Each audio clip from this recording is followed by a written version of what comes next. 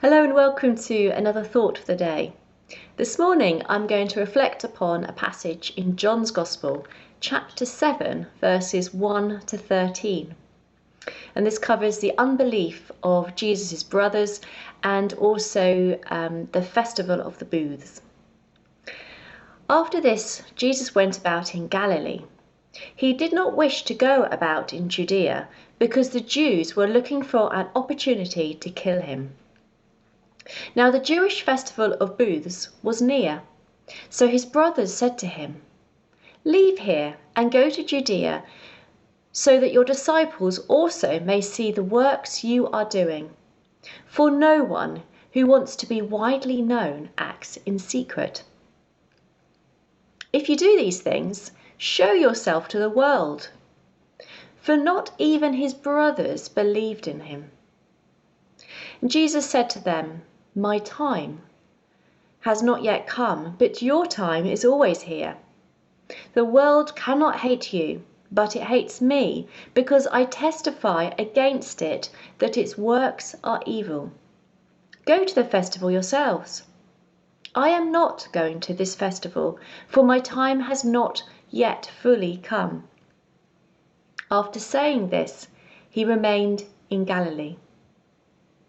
But after his brothers had gone to the festival, then he also went, not publicly, but as if it were in secret. The Jews were looking for him at the festival and saying, "Where is he?" And there was considerable complaining about him among the crowds. While some were saying, "He is a good man," others were saying, "No, he is deceiving the crowd." Yet no one would speak openly about him for fear of the Jews. So the first thing to strike me about this passage is the weight of the hostility, the confusion and the division amongst the people. And this hostility grows over the next couple of chapters. The context of this passage is that Jesus has been performing miracles in front of the crowds. We've had healings. He's fed the 5,000, he's walked on water, and he's also been teaching about the bread of life. But his teaching has become too challenging. And just before this passage, we read that many of his Galilean disciples have walked away from him. Now, the Festival of the Booths, or the Festival of Tabernacles, was one of the three great annual pilgrimages in the Jewish year. The festival lasted about 8 days. It was an autumn festival, a harvest festival, if you like, of joy and celebration. Now, pilgrims camped in makeshift shelters or booths, which symbolized camping in the wilderness after God had rescued his people from slavery in Egypt. Other symbolism of the festival included water, which helped them to remember the water which came from a rock in the desert whilst they were in the wilderness. And another symbol would have been light. And this was remembering the pillar of light that went before the people, being God's presence with his people and guiding them through the wilderness. And they would also have been looking forward with hope to a coming Messiah. So in this short passage, we see a variety of different responses to Jesus. Firstly, we've got Jesus' brothers. They've witnessed many miracles and they knew that Jesus had something really special about him, but they didn't fully believe, they didn't fully get it.